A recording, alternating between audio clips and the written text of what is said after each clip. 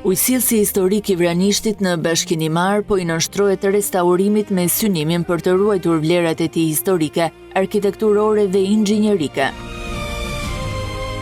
Kryeministri Edi Rama publikoi në rrjetet sociale pamje nga kantieri, duke e cilësuar veprën një ndër asetet më të çmuara të trashëgimisë kulturore të zonës. Me këto pamje nga ujësillësi historik i Vranishtit në Bashkinimar, ku po vijojnë punime të restauruese për të ruajtur një nga veprat më të vjera të trashëgimisë son kulturore dhe inxhinierike, ju uroj një fundjavë të mbar, shkroi Rama. Sipas institucioneve, ndërhyrja restauruese është e gjerë dhe përfshin pastrimin dhe konsolidimin e muraturës historike, restaurimin e pjesëve të dëmtuara dhe fugatimin me materiale tradicionale. Punimet parashikojnë gjithashtu hidroizolimin e kanalit, rehabilitimin e arqeve dhe parapetave, si dhe ndërhyrje të tjera që synojnë të garantojnë qëndrueshmërinë afatgjatë të monumentit.